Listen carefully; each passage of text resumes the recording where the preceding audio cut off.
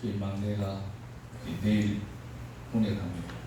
그래서 누나가 서울 직장에 갔지만 어제 또 밥 한 끼 먹는다고 왔고 오늘 또 반주하니까 찬양만 하나만 반주만 드리지도 그런 애가 되는 것 같아요. 자, 오늘 제목을 한번 따라합시다. 칭찬받는 믿음. 칭찬받는 믿음. 칭찬받는 믿음이라고 하는 것은 제가 두 가지로 정리를 할 수 있는 것 같아요. 변해야 할 것은 변하고 붙들어야 할 것은 붙들 줄 아는 믿음이라고 생각이 됩니다. 버려야 할 것을 버리지 못하고 간직해야 될 것을 쉽게 포기하는 믿음은 큰 믿음으로 갈 수 없다. 이렇게 정리가 되기 때문에 그렇습니다. 물론 다른 여러 가지 칭찬받는 믿음에 대한 사례들이 신약 성경에 많이 있습니다만 다 생각하고요. 오늘 본문에서 하나님은 우리가 평생을 두고 변함없이 굳게 붙들어야 할 한 가지를 우리에게 명령하고 계시는데 오늘 순종에 대한 부분을 공부하고자 합니다. 그것은 바로 순종입니다. 본문은 이스라엘 백성들이 애굽을 나와서 많은 고생 끝에 도착한 하나님의 산 시내산에서 있었던 기록을 우리가 일부만 함께 읽었습니다. 그곳에서 하나님은 시내산 꼭대기에서 충만하신 하나님의 영광을 이스라엘 백성들이 보게 되는데 조금 구체적으로 성경 말씀을 인용하면은 산 위를 가득 메운 불과 구름, 그 속에서 들려오는 하나님의 우레와 같은 음성, 한마디로 이스라엘 백성들에게는 큰 두려움이었습니다. 이 하나님의 위엄에 백성들이 다 같이 마음을 모아서 도무지 이제는 하나님을 볼 엄두가 나지 않습니다.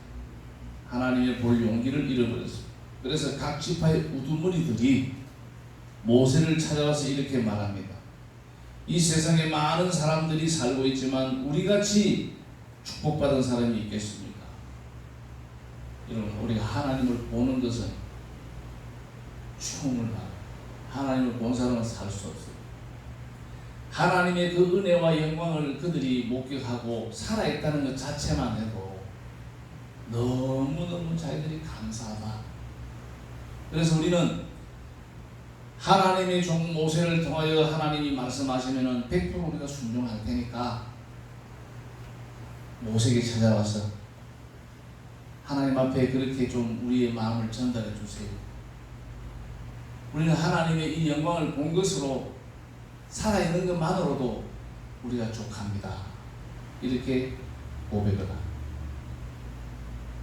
그래서 이 고백을 통하여 하나님이 크게 기뻐하는데 모세가 그 말을 듣고 하나님 앞에서 나아갈 때 모세에게 들으신 하나님 말씀이 우리가 오늘 28절 29절 말씀입니다. 제가 다시 한번 봉독해 드립니다. 여호와께서 너희가 내게 말할 때에 너희 말하는 소리를 내가 들으신지라. 여호와께서 내게 이르시되 이 백성이 내게 말하는 그 말소리를 내가 들은즉 그 말이 다 옳도다. 다만 그들이 항상 이 같은 마음을 품어 나를 경외하며 나의 모든 명령을 지켜서 그들과 그 자손이 영원히 복받기를 원하노라. 오늘 본문을 조금 여러분들 이해가 되리라고. 하나님께서는 이스라엘 백성들의 신앙을 귀하다고 칭찬을 하는 장면인데 이것은 사실 놀라운 일입니다. 이제껏 이스라엘 백성들이 애굽을 나올 준비를 할 때부터 시작해서 오늘 시내산에 이를 때까지 한 번도 하나님께서 그들을 잘했다고 칭찬한 적이 없어요. 늘 불평과 원망으로 일삼았던 그들. 그러니까 지금까지 우리가 읽은 이 말씀을 통해서 이스라엘 백성을 하나님께서 칭찬한 첫 번째 칭찬이 바로 오늘 본문의 이 칭찬입니다. 무엇을 칭찬하는 거냐? 오늘 21절에 하나님께서 모세를 통하여 주시는 말씀대로 듣고 행하겠다고 하는 그 순종의 자세를 하나님이 칭찬하고 있습니다. 여러분, 우리가 가진 것 중에 하나님께서 가장 좋아하는 것이 뭐냐? 저는 순종이라는 겁니다.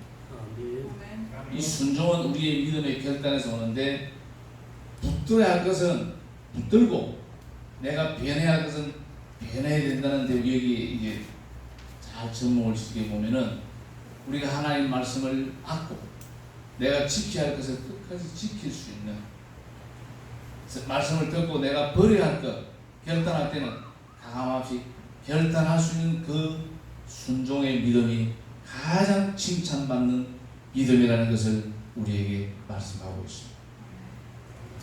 이것을 알기에 사무엘 선지자는 하나님의 말씀에 불순종한 사울에게 찾아가서 여호와께서 번제와 다른 제사를 그 목소리 순종하는 것을 좋아하신 같이 좋아하시겠습니까?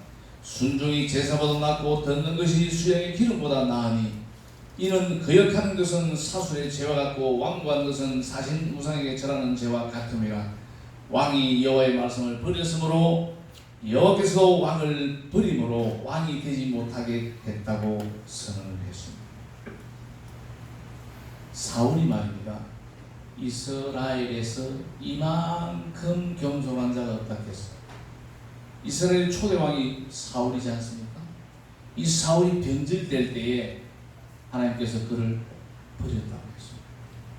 하나님은 거창한 예배보다 그 목소리에 순종하는 것을 더 기뻐하십니다. 하나님의 말씀 앞에서 완고한 것은 우상에게 절하는 것과 똑같은 제목으로 놓고 보십니다. 하나님의 말씀을 귀히 여기지 않고 내던지는 사람은 하나님께서 역시 그를 내쳐버린다는 것을 우리에게 말씀하고 있습니다. 여러분, 오늘 이 말씀 우리가 잘 들어야 돼요. 순종이 그렇게 귀한 겁니다. 믿음의 소유자는 순종의 자리로 갈 수 있는 것입니다. 우리가 믿음을 소유한 자들로서 그동안 하나님 말씀에 순종하지 못했다면 하나님 말씀에 귀를 기울이고 어떻게 하든지 말씀대로 살려고 하는 몸부림이 있어야 한다는 것입니다. 하나님께서 옳다고 인정하시니까 이제는 여러분 다 된 겁니다. 29절입니다. 다만 그들이 항상 이 같은 마음을 품어 나를 경외하며 나의 모든 명령을 지켜서 그들과 내 자손이 영원히 복받기를 원하노라.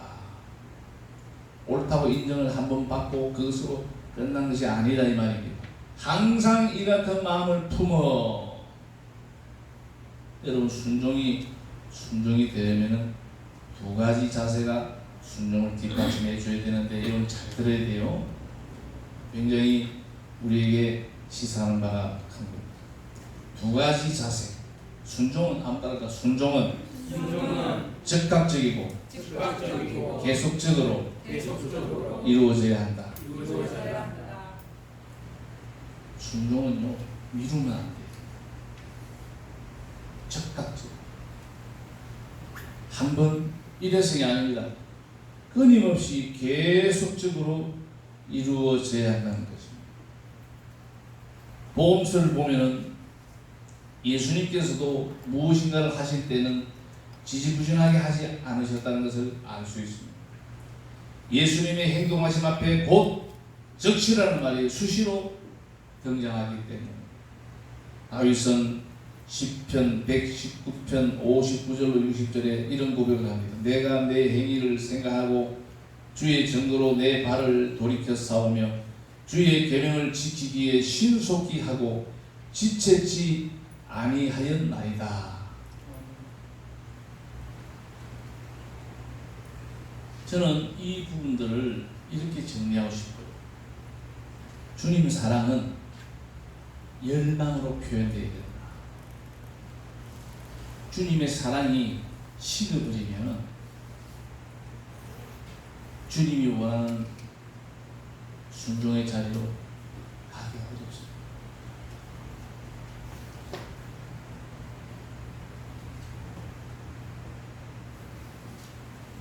순종은 한 번의 행동으로서 완성되어지는 것이 아닙니다. 끊임없이 반복과 성실함이 요구되는 덕목이 순종입니다. 본문에서 하나님께서는 항상 이 같은 마음을 품어야 한다. 굉장히 부담되는 말씀입니다.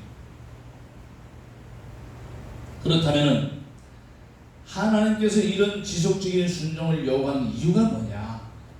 그것은 순종의 복을 담는 바구니라는 순종이라는 것이 하나님께서 우리에게 순종을 요구하는 이유가 뭐냐면은 복을 담는 바구니가 순종으로 보면 돼요. 순종하는 자만이 그 순종하는 자에게 하나님의 복이 주어진다는 것입니다. 우리 한국 기독교가 기복신앙이다 하는 말이지. 복을 예수 안 믿는 복 받으려고 베개에도 복, 숟가락에도 복, 복자 참 좋아. 중국 사람은 복자를 거꾸로 복이 쏟았어요. 일부러 글자를 거꾸로 그려놓더라. 하나님 앞에 순종하지 아니하면은 복을 받을 수 없다고 그냥 결론을 내리고 싶습니다. 그 순종은 굵직굵직하고 큰 내가 참 받아들이기 어려운 그런 참 위대한 순종을 요구하는 것이 아닙니다. 아주 자그마한 하나님의 세미한 음성에 귀를 기울이고 그 말씀을 항상 내 마음에 담았어 순종하는 자리로 나아갈 때에 거기에 그 순종은 복을 담는 바구니가 된다는 것을 우리에게 말씀하고 있습니다. 여러분, 부모가 자녀에게 좋은 것만 주기를 원하는 것이 부모의 마음이지 않습니까? 자식을 키워보자 그렇지 않습니까? 아무리 많은 재산을 가진 부모도요 망나니 자식들에게 안 줍니다. 29절에서 하나님은 분명히 말씀합니다. 다만 그들이 항상 이 같은 마음을 품어 나를 경외하며 나의 모든 명령을 지켜서 그들과 그 자손이 영원히 복받기를 원하노라. 이 29절이 왜 귀한 말씀이냐? 순종에 대한 복을 약속하고 있다. 예수님도 요한복음 13장 17절에 보니까 너희가 이것을 알고 행하면 복이 있으리라. 왜 하나님은 순종하는 자에게만 축복을 주시는 것이냐? 말을 잘 들으니까 기분이 좋아하셔서 그런 사람에게만 축복하시는 것일까요? 우리 하나님은 기분파가 아닙니다. 여러분을 기쁘게 드렸다고 하나님께서 그들을 통하여서 축복하시는 하나님은 기분에 좌지우지하는 분이 아니다는 것을 말씀을 드립니다. 순종에만 축복을 주시는 것은 우리가 순종할 때에 하나님의 영원한 자녀요 백성으로서의 배울 것을 배우고 갖출 것을 갖추어 나갈 수 있기 때문에 이 순종을 요구하십니다. 여러분, 우리가 하나님 말씀이 임할 때 그 말씀이 참 내 마음에 쏙 들고 말씀하는 것마다 아멘입니다. 아멘, 아무 문제가 안 됩니다. 도무지 내가 그 말씀을 수용할 수 없는 어떤 한계에 올 수 있습니다. 내 생각, 내 경험, 내 지식을 포기하고 하나님의 법을 우리가 붙잡을 수 있는 이것이 순종인데, 이 순종은 저와 여러분이 소유해야 될 것 가운데 가장 중요한 것이 하나님 말씀에 대한 순종으로 오늘 제가 말씀을 드리는 것입니다. 창세기 5장 21절 24절 이런 말씀이 있습니다.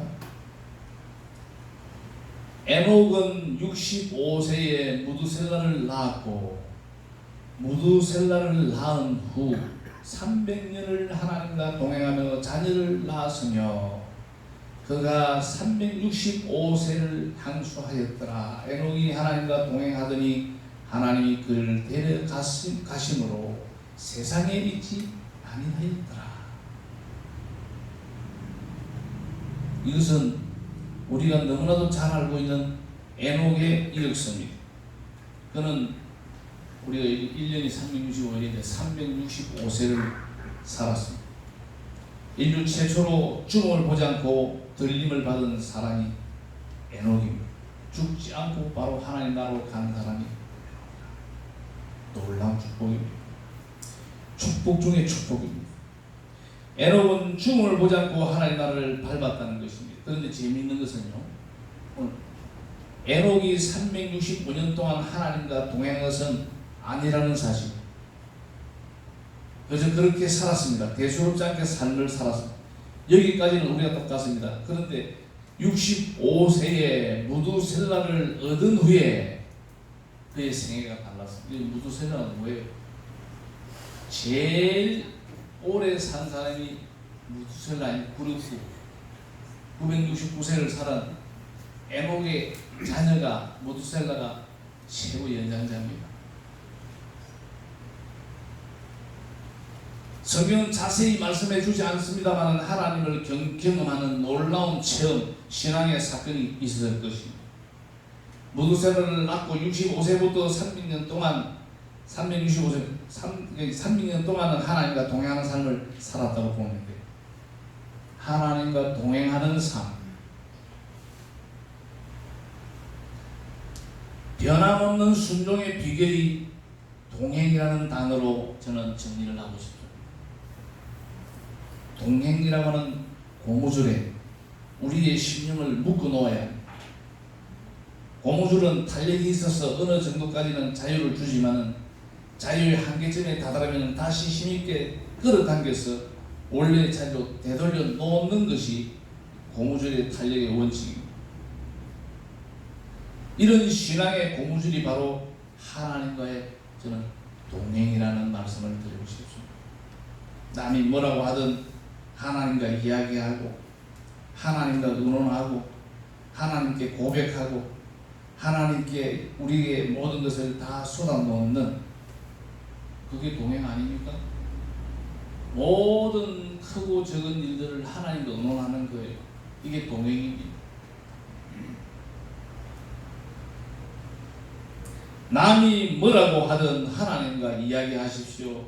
하나님 앞에 기도하는 그런 믿음으로 나아간다면 우리가 붙잡고자 하는 순종은 바로 우리 손앞에 와요.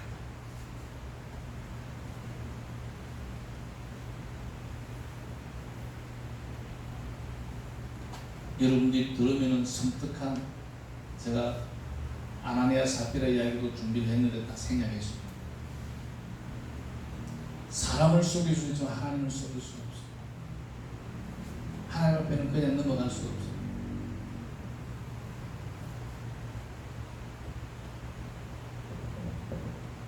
하나님의 종이 말씀을 선포할 때에 하나님의 말씀으로 받고 아멘 하면은 그게 복된 것입니다. 우리 예천교회가 무엇보다도 이 2019년도를 살아오면서 놓치고 있는 포인트가 뭐냐, 저는 그런 부분에 대해서 굉장히 기도했습니다. 하나님께서 순종에 대해서 선포해라.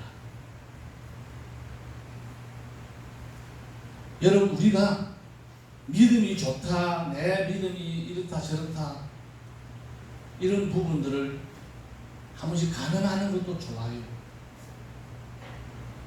자신을 돌아보는 것이 굉장히 좋은 믿음, 가장 좋은 믿음, 칭찬받는 믿음은 순종이라고 하는 것을 거머쥐지 않는 한은 하나님으로부터 칭찬받을 수 없다고 말씀합니다.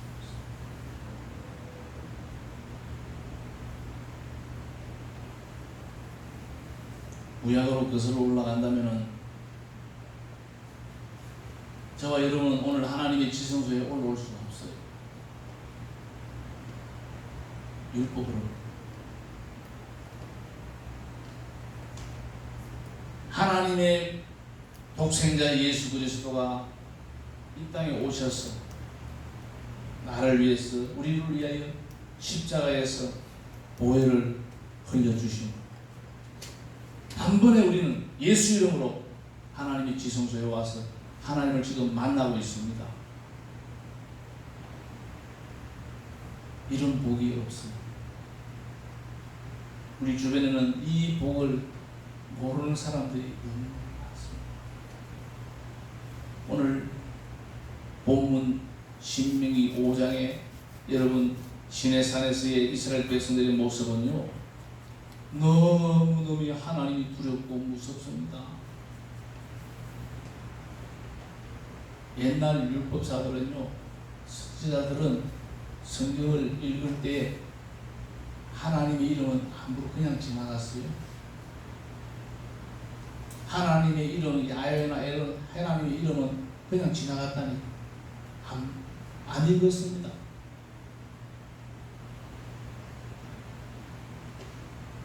그들이 너무너무 하나님이 두려운 거예요. 무섭습니다. 두렵습니다. 그래서 지금 하나님의 종 모세에게 찾아와서, 대표들이 와서, 우두머들이 와서 우리가 하나님 말씀을 순종할 테니까 모세 하나님의 종을 통해서 말씀해 달라고 지금 찾아온 거예요. 하나님이 어쩌냐, 처음으로 이스라엘 백성을 칭찬하는 거예요. 옳다. 그러나 항상 마음에 두고 하나님과 동행하면서 변화해야 될 것은 변하고 붙들어야 될 것은 붙들어야만이 진정한 순종의 소유자가 된다는 것을 우리에게 말씀하고 있습니다. 금년 한 해도 이제 반환점을 이미 돌았습니다. 사랑하는 믿음의 형제 여러분, 내가 하나님의 말씀이 이미 선포됐는데 순종하지 못하는 부분들을 우리가 헤아려야 됩니다. 찾아야 됩니다. 오늘 이 시간은 하나님과의 약속입니다. 내가 1년 52주 하나님과의 약속을 얼마만큼 내가 지키고 있나. 그만한 일로 내가 하나님과의 약속을 내가 취소하는 그런 경우는 없었던가 생각해봐요.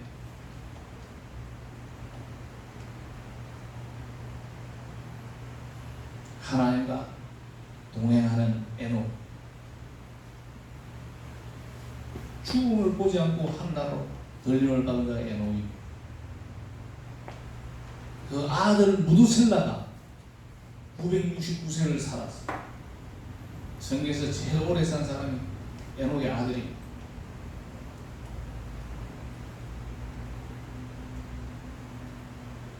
조금 늦은 감은 있지만 여러분들에게 이 순종을 오늘 이 시간에 강조하고 있습니다. 여러분, 중요한 것은 큰 것이 아니에요.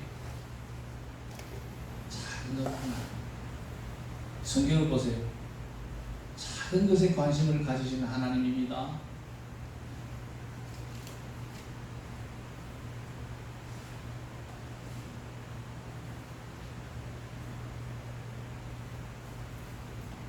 오늘 제가 여러분들에게 전달하고자 하는 말씀은 다 전달했습니다.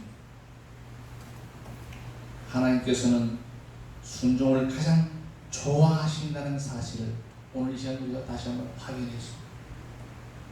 순종이 제사보다 낫고가 사울을 통해서 지금 선지자가 경고하는 내용입니다. 우리가 너무 잘 알고 있잖아요.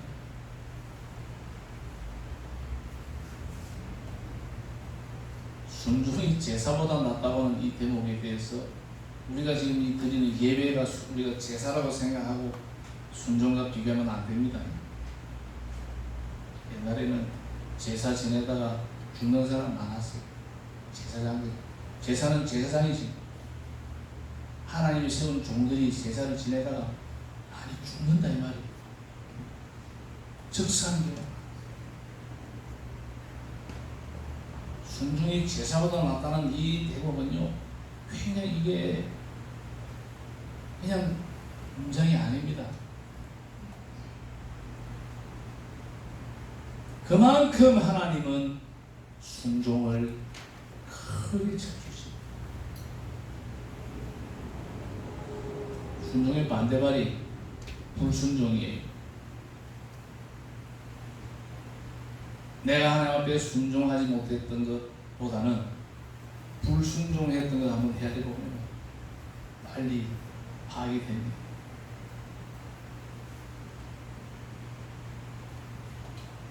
우리 중교회가 그동안 잊고 있었던 부분들,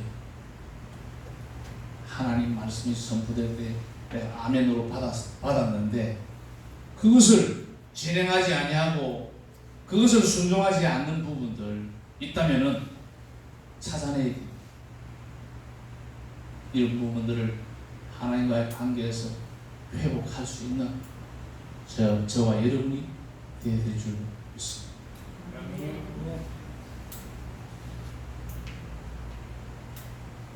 오늘 칭찬받는 믿음이라는 제목으로 여러분들에게 말씀을 전하겠습니다. 변해야 할 것은 끊임없이 변하고 굳게 붙들어야 할 것은 변함없는 마음으로 굳게 붙들 줄 아는 믿음의 소유자들이 되어보는 아닙니다. 잘하였도다 착하고 충성된 종아, 칭찬받는 우리 믿음들이 되시기를 주님의 이름으로 축복합니다. 거룩하신 아버지 하나님,